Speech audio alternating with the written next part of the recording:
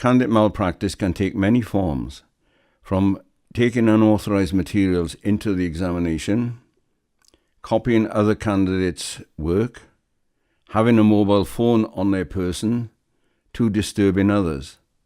This is all defined as malpractice.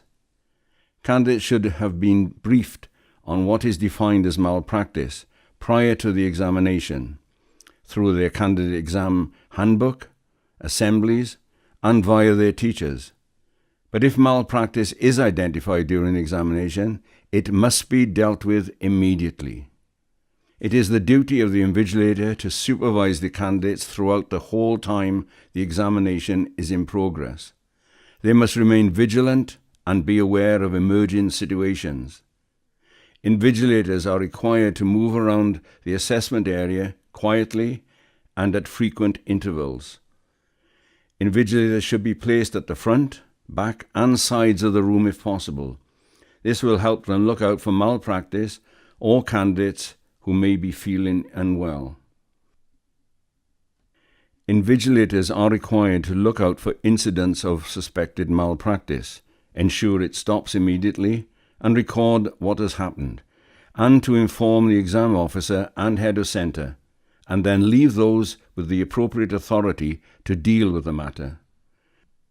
Without disturbing or distracting other candidates, invigilators should also warn candidates that they may be removed from the exam room and that the relevant awarding body will be informed, who may then decide to penalise or disqualify them. If malpractice does occur, the invigilator should not prevent a candidate from continuing with their examination. In serious cases of malpractice, assistance must be summoned immediately. Where a candidate is being disruptive, the invigilator must warn the candidate that he or she may be removed from the examination room.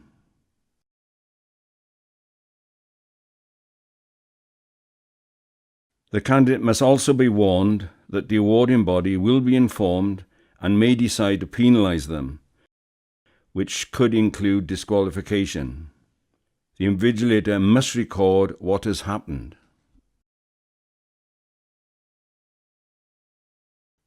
Wherever possible, the invigilator should remove and keep any unauthorized material that the candidate may have in the examination.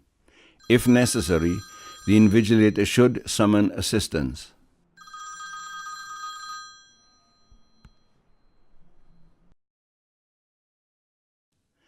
There will be cases of malpractice which will require the invigilator to summon assistance from the examinations officer.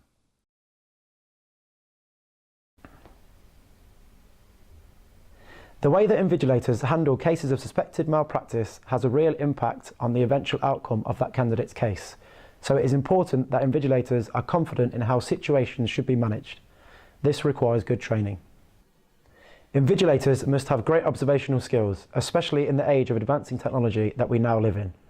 Take copying or using technology as an example.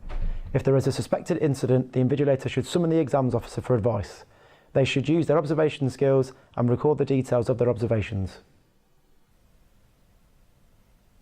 If confident that a candidate is cheating, they should warn the candidate quietly that they risk disqualification from the examination. Any evidence of copying or using technology should be removed and retained where possible.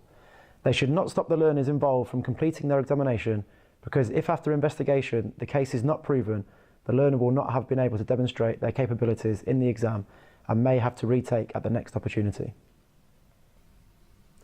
Any decision to remove a candidate from a room should be taken by the exams officer or head of centre. This should only be considered if the candidate would disrupt others if left in the room.